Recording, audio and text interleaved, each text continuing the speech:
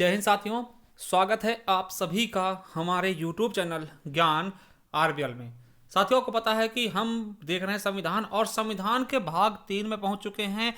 ठीक है, क्या है तो साथियों मौलिक अधिकार अनुच्छेद 12 से 35 तक। और आपको बता दूं ये हमारी 21वां पार्ट है। ठीक है, यानी संविधान से संबंधित हमारी 21वीं वीडियो है।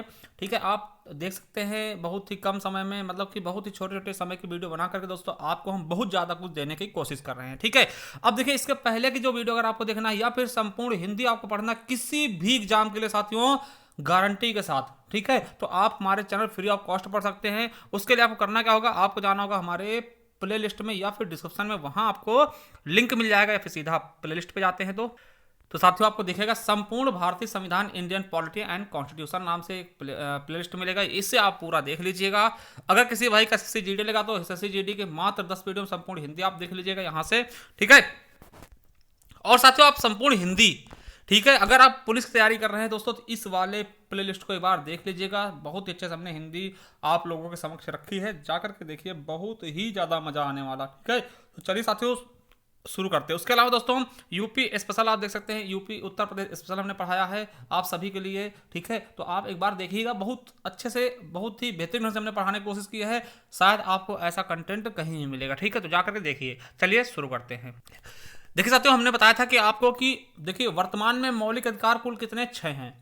ठीक है, कितने मौलिक अधिकार हैं? 6 हैं मेरे दोस्तों। तो जिनमें से मैं आपको बता दूं, हमने समता का अधिकार आर्टिकल 14 से 18 पढ़ लिया था और स्वतंत्रता का अधिकार दोस्तों 19 से 22 तक देख लिया था। आज हम देखेंगे शोषण के विरुद्ध अधिकार यानी आर्टिकल 23 और 24, इसके भी आगे देखेंगे। ठीक है, इसके आगे देखेंगे धर्म की स्वतंत्रता का अधिकार, संस्कृति एवं शिक्षा का अधिकार, संवैधानिक उपचारों का अधिकार। तो इन सबको भी पढ़ेंगे। तो चलिए साथियों शुरू करते हैं आज हम शोषण के विरुद्ध अधिकार से। तो साथियों आपसे क्वेश्चन क्या बनेगा कि शोषण के विरुद्ध अधिकार किस आर्टिकल में? दोस्तों आर्टिकल 23 और 24 में। देखिए इसमें कुछ ज्यादा है नहीं, मैं आपको एकदम बेहतरीन ढंग से बताने की कोशिश करूंगा। ठीक है, चलिए आर्टिकल 23 क्या कहता है? तो मानव के दुर्व्यापार और बालात श्रम पे रोक। समझिएगा कि मानव के दुर्व्यापार मतलब मनुष्यों को दोस्तों बेचना। दुर्व्यापार का होता है दोस्तों बेचना, किसी चीज व्यापार करना। ठीक है, और दोस्तों बालात श्रम मतलब छोटे छोटे बच्चों को दोस्तों किसी काम में लगा देना, ये क्या होता है? बालात श्रम। ठीक है, तो इन पे दोस्तों आपको बता दें कि आर्टिकल 23 के ए में 3 चीजें कही गई हैं। ठीक है, 23 के ए में 3 चीजें कही गई हैं। क्या कही गई हैं? पहला कहा गया है बालात श्रम। देखिए बालात श्रम क्या होता है? इच्छा के विरुद्ध कार्य करवाना। दूसरा है दोस्तों बेगारी। बेगारी क्या होता है दोस्तों? कि काम के बदले पैसे न देना। ठीक है, तो तीसरा होता है दोस्तों मानव व्यापार, यानी कि मानव दोस्तों महिलाएं और बच्चे दोनों की खरीद फरोख्त पे रोक लगाना। ये तीनों चीजें बताई गई। देखिए बालाश्रम क्या होता है? कि इच्छा के विरुद्ध कार्य करना। देखिए किसी की इच्छा नहीं दोस्तों, फिर भी आप उससे जबरदस्ती काम करवा रहे हैं। ठीक है, या किसी को दोस्तों आप क्या कर रहे हैं, कहीं पे दोस्तों आपने उसको अपने गलत तरीके से दोस्तों उसको पकड़ लिया, उससे काम करवा रहे हैं, उसको जाने नहीं दे रहे घर, है ना? तो ऐसी चीजें आपको देखिए वो चीजों पे रोक लगाया गया, बालात श्रम बोलते हैं। ठीक है, बेगारी क्या होता है? कि किसी को आपने गुलाम बना लिया। ठीक है, गुलाम बना लिया, बिना दोस्तों काम करवा रहे हैं उससे, बहुत ज्यादा पैसे उसको बिल्कुल भी नहीं दे रहे हैं, बेगारी काम कर, बेगारी में होगा इसका कितने काम बेगारी काम पर होगा, मतलब बिना पैसे, भैया पैसे मिले आप बेगारी काम मत करिए। मतलब बहुत ही आराम ढंग से दोस्तों आपको पता है कि पैसे बिल्कुल नहीं मिलने हैं, बस आपसे काम करवाया जाएगा, बेगारी का काम बोलते हैं। ठीक है, चलिए अब दोस्तों तीसरा होता है मानव व्यापार। देखिए मानव व्यापार में दोस्तों आपको पता है कि महिलाओं को बेच देते हैं। आपने देखा होगा वैश्यावृत्ति के लिए दोस्तों महिलाओं को बेच जाता है, बच्चों को बेच जाता है। आप कहीं बच्चे को बेच जाता है दोस्तों, आपको पता है कि बच्चों से भीख मंगवाते हैं, गुलाम बना लेते हैं। ठीक है, गलत कार्य करवाते हैं, है ना? तो इन चीजों के लिए दोस्तों मानव व्यापार किया जाता है। ठीक है, तो इन सब चीजों को दोस्तों इनमें बताया गया कि आर्टिकल 23 में इन सभी के खिलाफ आपको दोस्तों आवाज उठानी, आपको अधिकार प्राप्त है कि इनके खिलाफ आप संविधान मतलब चैलेंज कर सकते हैं। ठीक है, तो देखिए 3 चीजें इसमें बताई गई हैं। दोबारा बालाश्रम मतलब कि इच्छा के विरुद्ध अगर कोई तुमसे काम करवा रहा है, या बेगारी मतलब कि बिना पैसों के काम करवा रहा है। भैया बिना पैसों के आप काम कर रहे हैं दोस्तों, आपसे आपको पैसे नहीं दे रहा। ठीक है, हाँ। और दोस्तों मानव व्यापार, मानव व्यापार करा। देखिए मानव व्यापार दोस्तों आप समझ सकते हैं कि किन कारणों के लिए होता है। आपको मैंने बताया पहली चीज तो गुलाम बना लिया जाता है ना? बच्चों को खरीद लिया गया, फिर उनको गुलाम बना लिया गया, उनसे काम करवाया जा रहा है, गलत काम करवाया जा रहा है दोस्तों, नंबर 2 के धंधे करवाए जा रहे हैं ना, आप समझते होंगे। ठीक है, और दोस्तों नौकर बना के रखा है। ठीक है, भीख मंगवाने के लिए आपको पता है बच्चों खरीद देते हैं, भीख मंगवाते हैं। आप देखिए छोटे छोटे बच्चे हैं ना, तो इसलिए दोस्तों उनसे, और दोस्तों महिलाओं से वैश्यावृत्ति करवाई जाती है, आपको पता है उनसे भी गलत धंधे करवाए जाते हैं। तो इन सबको दोस्तों इन सबके लिए आपको आर्टिकल 23 बताना है। ठीक है, देखिए बालाश्रम का होता है बिना मेहनताने की मजदूरी या फिर असमान वेतन, दोस्तों सभी इसी में आएंगे। देखिए ऐसा नहीं है, बालाश्रम दोस्तों आप समझ सकते हैं कि इसी में दोस्तों देखिए क्या क्या छुपा हुआ है। इसी में दोस्तों न्यूनतम मजदूरों की कम वेतन ना, आपको पता है कि जैसे कि आपको पता है इसमें महिला और पुरुष दोनों बराबर वेतन दिए जाएंगे, वो भी दोस्तों इसी के अंतर्गत ही कह सकते हैं। ठीक है, देखिए इन सब के लिए बहुत से दोस्तों कानून भी लाए गए। क्या?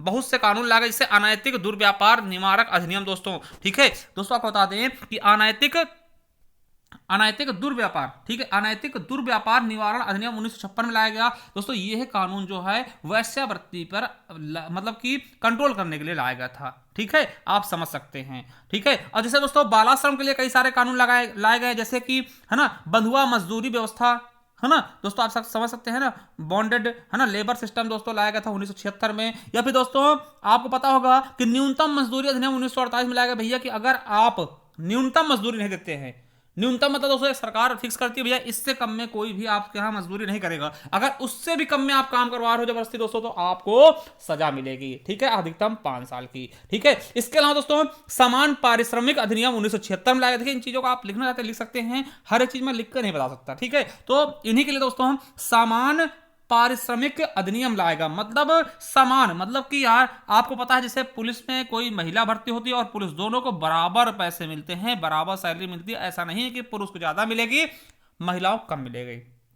ठीक है, मनरेगा में दोस्तों अगर एक लड़की काम करती है एक लड़का काम कर रहा है, दोनों को बराबर सैलरी मिलेगी। ठीक है, तो उन चीजों के लिए दोस्तों ये सभी चीजें लाई गई हैं। ठीक है, तो आप बिल्कुल अच्छे समझ पाएंगे आर्टिकल 23 से कहता है। तो एक बार दोबारा आपको बता दूं, आर्टिकल 23 क्या कहता है कि भैया बालाश्रम, बेगारी और दोस्तों मानव व्यापार पे रोक। ठीक है, चलिए और दोस्तों एक चीज समझिएगा, आर्टिकल 23 का 2 क्या कहता है कि यदि सरकार के द्वारा सार्वजनिक प्रयोजन के लिए कोई सेवा नागरिकों पर आरोपित की जाती है तो वह बालात श्रम के अंतर्गत नहीं आएगी। समझिएगा, मान ले साथियों कि कोई आवश्यक काम है सरकार को, मान ले दोस्तों भारत चीन का युद्ध चल रहा है और दोस्तों कोई रोड बनाना है, वो जरूरी है सेना के लिए, तो दोस्तों सरकार जबरदस्ती काम करवा सकती है बिना किसी दोस्तों मजदूरी के। ठीक है, बिना किसी मजदूरी के, या फिर दोस्तों किसी बच्चे से करवा सकती है, वो भी दोस्तों ऐसा नहीं कि छोटा बच्चा तो वो इसमें नहीं करेगा ना। मतलब इन पे दोस्तों मतलब देश की चीजों में ना बालाश्रम मतलब आड़े नहीं आएगा। ठीक है, तो ये चीज समझ सकते हैं, यदि सरकार द्वारा सार्वजनिक प्रयोजन के लिए है ना कोई सेवा नागरिकों पर आरोपित की जाती है दोस्तों तो वह बालाश्रम के अंतर्गत नहीं आएगा। ठीक, तो ये समझ लीजिएगा यह अपवाद हो गया। ठीक है, चलिए अब दोस्तों आर्टिकल 24, यहां से बहुत क्वेश्चन बनते दोस्तों। पूछेगा कि कारखानों में बालकों का निवेदन निषेध किसमें बताएगा, आर्टिकल 24 कितने साल से कम उम्र के बच्चों को, तो 14 वर्ष के। ये 14 बहुत पूछा था ना दोस्तों, तो याद रखेंगे 24 में क्या कहा गया है कि कारखानों में बालक का नियोजन का होगा, प्रतिबंधित होगा, निषेध होगा दोस्तों, कारखानों में बालक काम नहीं करेंगे। 14 वर्ष से कम आयु के बालकों को फैक्ट्री या खादान एवं अन्य परिसंकटमय गतिविधियों में नियोजन से रोका जाएगा। यानी कि दोस्तों याद रखना है कि जहां पे दोस्तों थोड़ा संकट वाले काम, जैसे फैक्ट्री हो गया, खादान हो गया और भी जो ऐसे पर संकट वाले चीजों पे 14 वर्ष से कम आयु के बच्चों को वहां नियोजित नहीं किया जाएगा, वहां काम पे नहीं लगाया जाएगा। दोस्तों ये चीजें आपको बिल्कुल अच्छे से याद रखना है। देखिए याद कैसे करेंगे, 24 में क्या है दोस्तों कि 24 घंटे बच्चे काम नहीं करेंगे ना, यानी बच्चों ये ऐसे याद कर सकते, 24 घंटे होता नहीं कि बच्चे काम नहीं करेंगे भैया उनको काम पे नहीं लगा सकते, ऐसे याद कर लेंगे कि 24 में क्या है 24 घंटे बच्चे काम नहीं करेंगे, यानी कि बच्चों के कारखानों या फिर अन्य परिसंकटमय स्थानों पे दोस्तों नियोजन से रोक लगाया जाएगा। ठीक है, चलिए अब दोस्तों इसके लिए बहुत सारे कानून बनाए गए। इस आर्टिकल देखते हुए बहुत सारे कानून बनाए गए, जैसे आपको पता है बालक नियोजन अधिनियम 1938 में लाया गया है ना, the employment of children act है ना। इसके अलावा कारखाना अधिनियम 1948 में लाया गया दोस्तों है ना, कारखाना खादान अधिनियम दोस्तों है ना, द माइंस एक्ट 1952 लाया गया। इसके अलावा दोस्तों आपको पता बालक एवं किशोर श्रम अधिनियम 1986 लाया गया और दोस्तों बाल श्रम पर राष्ट्रीय नीति 1987 लगाया गया। ठीक है, इसके अलावा बता दें कि इनमें दोस्तों बहुत से एनजीओ भी काम करते हैं। क्या करते हैं, एनजीओ काम करते हैं, जैसे बचपन बचाओ आंदोलन, आपको पता है बचपन बचाओ आंदोलन से दोस्तों कैलाश सत्यार्थी जुड़े थे, जिनको दोस्तों नोबेल पुरस्कार मिला था, याद होगा ना। तो कुछ दोस्तों प्राइवेट एनजीओ हैं जो कि दोस्तों इन पे काम करते हैं कि बचपन बचाओ आंदोलन ना, बचपन बचाओ आंदोलन, जिसके लिए दोस्तों को पता है कि नोबेल पुरस्कार मिला था कैलाश सत्यार्थी को। इसके अलावा दोस्तों एक है क्राई है ना, एक क्राई संगठन है CRY, एक है दोस्तों सेव द चिल्ड्रन। ऐसे बहुत सारे दोस्तों एनजीओ हैं है ना जो कि दोस्तों बाल मजदूरी को रोकने के लिए काम भी कर रहे हैं। इसके अलावा दोस्तों सरकार ने भी कई सारे एक्ट्स बनाए हैं जिनसे दोस्तों बाल मजदूरी को रोका जा सके। ठीक है, मतलब बाल जो मजदूर है दोस्तों उनको रोका जा सके, छोटे बच्चों को दोस्तों काम में जाने से रोका जा सके और वो अपने जिंदगी को बेहतर कर सके, पढ़ाई लिखाई करके दोस्तों उसको बहुत अच्छे से आगे चला सके। ठीक है, चलिए अब साथियों बात आती चौथे, धर्म की स्वतंत्रता। देखिए धर्म की स्वतंत्रता आपको पता है, जैसा कि आपको पता है कि धर्म की स्वतंत्रता मतलब क्या, जो धर्म है हमारे यहाँ हिंदू मुस्लिम सिख ईसाई जो भी जैन है ना, जो भी है दोस्तों सभी के लिए कुछ स्वतंत्रताएं हैं, कुछ उनके अधिकार हैं। ठीक है, और ये बता दो दोस्तों ये नागरिक व विदेशी सबको प्राप्त है। ठीक है, चलिए जैसे 25वां दोस्तों ये नागरिक हो चाहे अपने भारतीय हो चाहे विदेशी सबको प्राप्त है। देखिए पहले में 25 में क्या देखिए इनको हम सिंपल भाषा में बताएंगे, आपको हम बहुत कठिन तरीके से नहीं एकदम सिंपल बता देंगे, इसके एग्जांपल बता देंगे तो वो आप बहुत अच्छे से पहचान सकेंगे। ठीक है, चलिए तो स्वतंत्रता धर्म की स्वतंत्रता का अधिकार 25 से 28 यानी 3 आर्टिकल इसमें 25 26 27 28। ठीक है, तो 25 में क्या है दोस्तों, धर्म का आचरण और प्रचार स्वतंत्रता। देखिए धर्म को आप अबाध रूप से दोस्तों मान सकते हो, उसका आचरण कर सकते हो, उसका प्रचार भी कर सकते हैं। देखिए प्रचार कर सकते, धर्म का प्रचार देखते होंगे कि बहुत से लोग है ना ईसाई मिशनरी होते हैं दोस्तों, तो वो ईसाई धर्म का प्रचार करते हैं। ठीक है, देखिए आप एक चीज समझिएगा, धर्म का प्रचार कर सकते हैं मगर दोस्तों धर्म बदलवा नहीं सकते। ठीक है, धर्म परिवर्तन नहीं करते। धर्म देखिए धर्म का प्रचार एक मौलिक अधिकार है मगर धर्म परिवर्तन दोस्तों मौलिक अधिकार नहीं, वो दोस्तों गुनाह है। तो ये चीज आप समझ लीजिएगा, यहीं पे मैं आपको बता दूं कि भैया धर्म का प्रचार तो कर सकते हैं आप, ठीक है, मगर धर्म परिवर्तन नहीं करवा सकते किसी से। ठीक है, ये चीज आप अपने दिमाग में बिठा लीजिएगा। तो आर्टिकल 25 का कहता है धर्म का आचरण, भाई अपने धर्म का तो आप आचरण कर सकते हैं है ना, प्रचार कर सकते हैं। जैसे दोस्तों हम क्या करें कि जैसे हम हिंदू हैं दोस्तों तिलक लगा सकते हैं, कलावा बांध सकते हैं है ना, तो अपने स्वतंत्रता हमारी स्वतंत्रता है। जैसे मुस्लिम भाई हैं तो टोपी लगाएंगे, ठीक है, और सिख भाई हैं तो कृपाण धारण करेंगे, और दोस्तों अगर ईसाई है तो वो जीसस का ऐसे क्रॉस सिंबल धारण कर सकता है। तो इनमें दोस्तों रोक नहीं होगी। ठीक है, आपसे क्वेश्चन ये पूछा था दोस्तों, कई बार हमने देखा है कि जो सिख भाई लोग होते हैं उनको दोस्तों कृपाण धारण करने, कृपाण क्या होता है दोस्तों, तलवार जैसा होता है ना, कृपाण मतलब तलवार ही होता है। ठीक है, वो लोग दोस्तों छोटा सा कटार जिसको बोलते हैं ना वो धारण करते हैं है ना। तो पूछा जाता है ये किस आर्टिकल के तहत दोस्तों, संविधान के किस आर्टिकल के तहत इनको ये आज्ञा दी जाती है दोस्तों, आप इसको धारण करके बैंक के अंदर भी चले जाते हैं ना ये लोग दोस्तों, वो आपका आर्टिकल 25 कहता है। बात समझ में आया? तो आपसे पूछेगा जो टोपी आप लगा सकते हैं ना, मुस्लिम लोग टोपी लगाते हैं, ठीक है, या फिर दोस्तों आप तिलक लगाते हैं, हिंदू लोग कलावा बांधते हैं, वो किस आर्टिकल तहत बांध सकते हैं दोस्तों, इसकी स्वतंत्रता कौन देता है, तो आर्टिकल 25। बात समझ गए, कोई दिक्कत नहीं। ठीक है, चलिए अगला है 26 का कहता है कि धार्मिक कार्यों के प्रबंध की स्वतंत्रता, मतलब धार्मिक से संबंधित दोस्तों अपने कार्य भी कर सकते हैं आप। ठीक है, धार्मिक में दोस्तों जो आपके प्रयोजनों के संस्थानों में स्थापना या पोषण का यानी धर्म विषय कार्यों का प्रबंध आप कर सकते हैं है ना, जंगम में स्थावर संपत्ति के अर्जन और स्वामित्व का दोस्तों ऐसी चीज समझिए। जैसे आप समझते नहीं, जैसे दोस्तों देखते हैं कौन कौन से काम कर, जैसे आपको पता है हिंदू हो दोस्तों पूजा करोगे है ना, और दोस्तों मुस्लिम है नमाज पढ़ेंगे दोस्तों, और आप ईसाई हैं तो प्रे कर सकते हैं। तो दोस्तों पूजा करना, नमाज पढ़ना है ना, आरती करना, हवन करना, ये सब चीजें किसके तहत स्वतंत्रता है आपको, इनसे कोई आपको रोक नहीं सकता दोस्तों, क्योंकि ये आपके मौलिक अधिकार किसके तहत, आर्टिकल 26 के तहत। ठीक है, पूजा कर सकते हैं, नमाज पढ़ सकते हैं, ये सब चीजें ठीक है किसमें बताई गई हैं, आर्टिकल 26 में। चलिए अब आर्टिकल 27 क्या कहता है भैया, ये भी तो आप जान लो कि आर्टिकल 27 आखिरकार कहता क्या है, तो किसी धर्म विशेष की अवृद्धि के लिए करों के समुदाय के बारे में स्वतंत्रता। यानी समझिए इसको मैं बताता हूं, मान लिया दोस्तों किसी धर्म की अवृद्धि हो गई, ज्यादा हो गया दोस्तों है ना, तो ऐसा नहीं कि किसी के ऊपर कर लगाया जाएगा धर्म के आधार पर। जैसे आपको पता पहले जजिया कर मुस्लिम लोग लगाते थे हिंदू के ऊपर ना, जजिया करके भैया आप हिंदू हो ना तो आप जजिया कर दो। ठीक है, ऐसा भैया सरकार बिल्कुल नहीं कर सकती कि भैया कल को क्या पता कि मुस्लिम का मत कहेंगे भैया आप मुस्लिम हो ना तो आप कर दीजिए, या फिर आप हिंदू हो तो आप कर दो, ऐसा बिल्कुल भी नहीं होगा। किसी धार्मिक कर किसी पे नहीं लगाया जाएगा। हाँ कोई कर लगता है सबके ऊपर लगेगा, यानी किसी विशेष धर्म को टारगेट करके उन पर कर नहीं लगाया जा सकता। यह आपका आर्टिकल 27 कहता है। क्या कहता है आपका आर्टिकल 27 कहता है कि भैया किसी भी प्रकार का किसी विशेष धर्म पर कोई भी कर नहीं लगेगा, तो है ना, किसी भी धर्म की वृद्धि के लिए किसी धर्म पर कोई भी कर लगाया नहीं जाएगा। ये आपका क्या कहता है, आर्टिकल 27 कहता है। देखिए बहुत ही अच्छे से आप समझ पा रहे होंगे ये सब चीजों को। ठीक है, चलिए अब 28 का कहता है कि कुछ शिक्षण संस्थानों में धार्मिक शिक्षा या धार्मिक उपासना में उपस्थित होने के बारे में स्वतंत्रता। समझिएगा ये मैं कहना क्या चाह रहा हूं, ठीक है, कि कुछ शिक्षण संस्थानों में धार्मिक शिक्षा या धार्मिक उपासना में उपस्थित होने के बारे में स्वतंत्रता। कहने का मतलब क्या है कि भैया कुछ ऐसे शिक्षा संस्थान होंगे जिसमें आप धार्मिक शिक्षा दे सकते हैं। जैसे अब इसका उदाहरण मैं बताऊं दोस्तों, जैसे कि मदरसा है, क्या है, मदरसा है दोस्तों, मदरसा में दोस्तों वो मुस्लिम के हिसाब से दोस्तों आपको पता है उसमें पढ़ा लिखा सकते, कोई दिक्कत नहीं। जैसे आप देखते हैं गोपाल सरस्वती दोस्तों, उसमें हिंदू के रीति रिवाज से थोड़ा पढ़ाई होती है।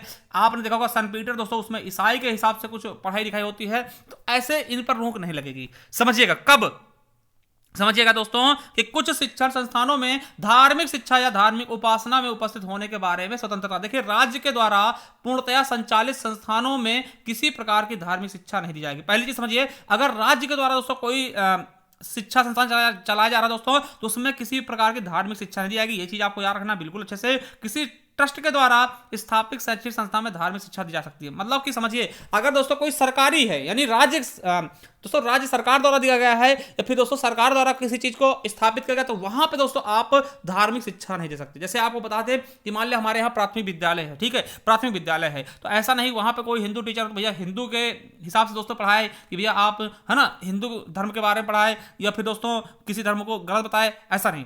समझिएगा, मान ले दोस्तों कोई मुस्लिम प्रिंसिपल बन गया तो मुस्लिम धर्म के बारे में बता रहा है, ईसाई बन गया ईसाई धर्म, बिल्कुल नहीं। अगर कोई राज्य के अधीन दोस्तों कोई स्कूल है, ठीक है, संस्था है दोस्तों, शैक्षिक संस्था, तो उसमें दोस्तों कोई भी दोस्तों धार्मिक शिक्षा नहीं दी जाएगी। धार्मिक शिक्षा बिल्कुल भी नहीं दी जाएगी, धार्मिक प्रकार की किसी प्रकार की शिक्षा नहीं दी जाएगी। हाँ, अगर दोस्तों वो निजी है या किसी ट्रस्ट द्वारा, मान लिया दोस्तों आप मुस्लिम हैं, है ना, आप मदरसा है दोस्तों, तो मदरसा में दोस्तों शिक्षा आप दे सकते हैं, ठीक है। आप मुस्लिम के बारे में, मुस्लिम शिक्षा है दोस्तों, है ना, उसको दे सकते हैं। मुस्लिम शिक्षा का दोस्तों उर्दू पढ़ाते हैं, है ना, उर्दू तो एक लैंग्वेज है ना। समझ रहे हैं इन चीजों को कि भैया किसी भी चीज में, है ना, ऐसी चीजें मतलब कि कुछ धार्मिक स्वतंत्रता है कि आप अपने उससे संबंधित दोस्तों स्कूल या खोल सकते हैं, धर्म से संबंधित ना। समझ रहे, जैसे सन पीटर है, आपने प्राइवेट सन पीटर खोल लिया, ठीक है, और भी दोस्तों तो वहां पे आप ईसाई के हिसाब से दोस्तों पढ़ा सकते हैं, ईसाई धर्म के हिसाब से उसको पढ़ा सकते हैं, ठीक है। तो ये चीज समझ रहे हैं ना, कोई दिक्कत है ना। तो 28 ये कहता है, ठीक है, ये आपको समझ में आया होगा बिल्कुल अच्छे से कि भैया हम क्या कर रहे हैं। चलिए एक बार बता दें, देखिए 25, 26, 27, 28 एक बार आपको बता दें। 25 में क्या है, आर्टिकल 25 में क्या है दोस्तों कि आप क्या कर सकते हैं कि किसी भी धर्म की चीजों को दोस्तों उसको क्या कर सकते हैं दोस्तों, मानने की, आचरण करने की स्वतंत्रता। जैसे आप टोपी लगा सकते हैं, है ना, कलावा बांध सकते हैं, दाढ़ी रखा सकते हैं, कोई दोस्तों सैंबल पहन सकते हैं, या दोस्तों कटार, है ना। तो आपसे पूछेगा, ये पूछा गया कि सिख द्वारा दोस्तों कटार जो होता है या फिर कृपाण धारण करते हैं, किस आर्टिकल तहत दोस्तों 25 के तहत। 26 में क्या है, 26 में दोस्तों आप दोस्तों पूजा अर्चना, है ना, ये भी दोस्तों, या फिर नमाज पढ़ सकते हैं, प्रे कर सकते हो, वो सब चीजें। 27 में क्या है, किसी भी दोस्तों अगर धर्म की अवृद्धि होती है दोस्तों, उस पर कोई अलग से टैक्स नहीं लगा, जैसे जजिया कर लगाया था ना 27, है ना। और 28 का कहता है दोस्तों कि आप धार्मिक दोस्तों शिक्षा आप दे सकते हैं ना, धार्मिक शिक्षा या धार्मिक उपासना के बारे में दोस्तों स्वतंत्रता आपको मिलेगी, ठीक है। आप समझ गए होंगे दोस्तों बिल्कुल अच्छे से।